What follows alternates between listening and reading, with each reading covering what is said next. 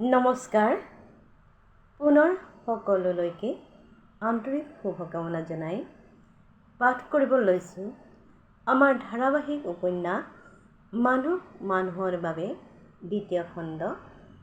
ইতিমধ্যে প্ৰথম খণ্ড শুনি যিসকলে ভাল পোৱা বুলি কমেণ্ট কৰিছে তেখেতসকললৈ আন্তৰিক ধন্যবাদ জনাইছোঁ। এয়া পাঠ কৰিছোঁ মানুহ মানুহৰ বাবে দ্বিতীয় খণ্ড, লেখিকা স্বপ্না বৰঠাকুৰ। আপোনালোকে যদি উপন্যাসখন শুনি ভাল পাইছে তেতিয়াহ'লে লাইক কৰিব, কমেণ্ট কৰিব, শ্বেয়াৰ কৰিবলৈ নাপাহৰিব। মানুহ মানুহৰ বাবে দ্বিতীয় খণ্ড।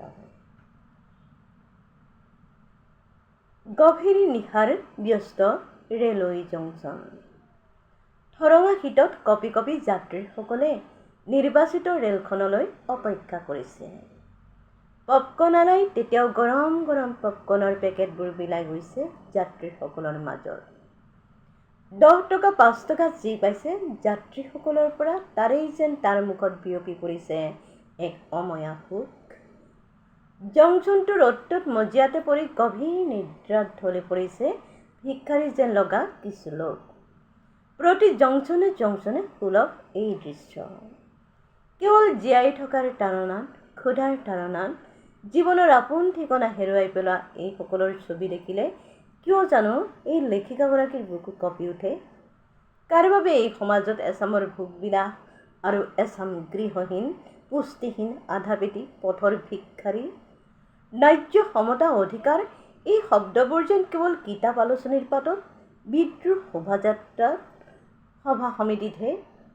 লেখিকাগৰাকীৰ কথাবোৰ মনলৈ অহাৰ লগে লগে আচৰিত ধৰণে যেন ভাৱৰ কাকতলীয় সংযোগহে ঘটিল।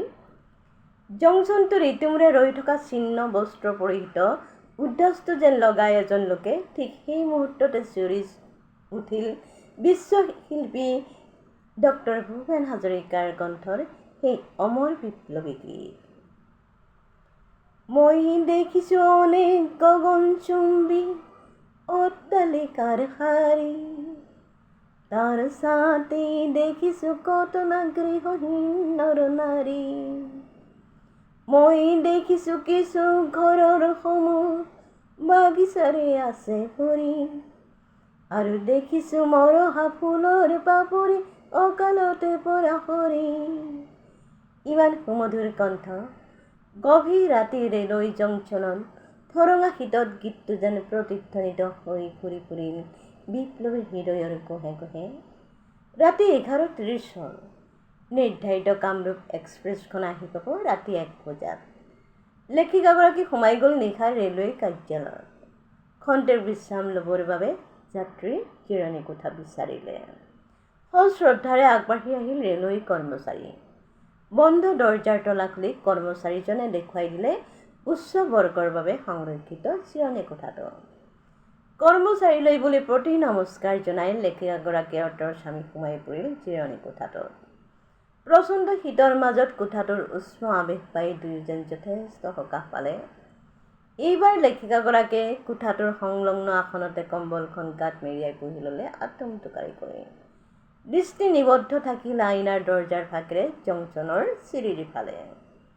এগৰাকী সম্ভ্ৰান্ত যেন লগা মধ্যবয়সীয়া মহিলা ইফালে সিফালে অহা যোৱা কৰি আছে প্লেটফৰ্মটোত। হয়তো এই গভীৰ ৰাতিত তেওঁৰ অপেক্ষাকৃত ৰেলখনৰ বাবে বাট চাই আছে অতি উদ্বিগ্নতাৰে। হয়তো এই যাত্ৰাপথত তেওঁ নিজেই নিজৰ সংগী। অকলশৰীয়া মহিলাগৰাকীৰ প্ৰতি সহানুভূতি জাগিলেও কিবা এক ভাল লাগি গ'ল লেখিকাগৰাকীৰ।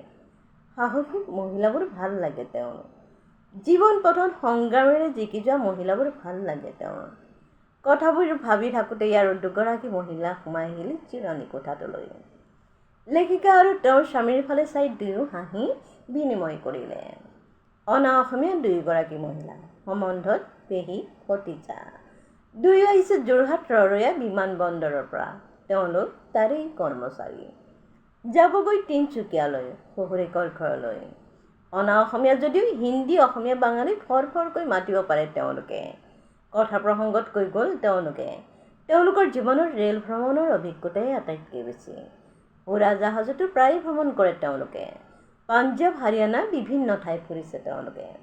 কিন্তু ৰেল যাত্ৰাই প্ৰিয় তেওঁলোকৰ। বিভিন্ন মানুহৰ সৈতে পৰিচয় হ'ব পৰা যায়।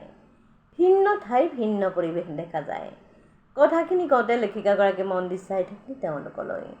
ভতিজা বুলি কোৱা মহিলাগৰাকী অলপ পাতল, নিয়মীয়া ওখ, চকুলে মুখৰ মহিলাগৰাকীৰ হাঁহি হাঁহি কথা কোৱা ধৰণটো বৰ মৰম লগা। পেহীয়েক বুলি কোৱাগৰাকী কিছু গহীন, গাখীৰত সেন্দুৰ মিহলোৱা গোলমুখেৰে তেওঁ মাথো মিচিক মাছকৈ হাঁহি মাজতে এটা কথা কয়। হয়তো তেওঁ প্ৰকাশৰ ভাষাই বিচাৰি নাপায়। কথা বিনিময় হৈ থকাৰ মাজতে কোঠাটোলৈ সোমাই আহিল মলিয়ন বস্ত্ৰ পৰিধান কৰা এটি 9 কি 10 বছৰীয়া ল'ৰা। ইফালে সিফালে চাই সি সকলোৰে মুখকেইখন নিৰীক্ষণ কৰিলে। তাৰ পাছত সোমাই গ'ল বাথৰুমলৈ। আকৌ ওলাই আহি কোঠাটোৰ আসন এখনতে বহি পৰিল। লেখিকাগৰাকীয়ে ল'ৰাটোলৈ চালে। অকলশৰে ঘূৰি ফুৰা এই ল'ৰাটোৰ ওচৰে পাজৰেতো কোনো সম্পৰ্কীয় নাই। গভীৰ ৰাতি এই ৰেল ষ্টেচনত অকলে। ল'ৰাটোক কিবা সুধিম বুলি ভাবিও ৰৈ গ'ল লেখিকাগৰাকী। কিজানি চোৰটোৰেই হয়, কিজানিবা কোনো অকলশৰীয়া অনাথেই হয়, নতুবা ভৱিষ্য সম্ভৱা কোনো দুৰ্য লেখক শিল্পীয়ে হৈ গৈ। এনে উদাহৰণটো পৃথিৱীৰ বহু আছে। একেবাৰে আখৰ নিচিনা ব্যক্তিয়ে শেষত গৈ ৰেল জংচনত থাকি জংচনৰ বিভিন্ন ঘটনা সংস্পৰ্শে বিখ্যাত লেখক হৈ পৰাৰ কথাখিনি ভাবি থাকোঁতে উজনিৰ পৰা উকি মাৰি মাৰি প্ৰৱেশ কৰিলে সেই কামৰূপ এক্সপ্ৰেছে। লেখিকাগৰাকী আৰু তেওঁৰ স্বামী ধমকৈ বহাৰ পৰা উঠিল। B1 শীতৰাগ নিয়ন্ত্ৰিত দবালৈ বুলি ৰাওনা হ'ল তেওঁলোকক হাঁহি হাঁহি আগবঢ়াই দিলে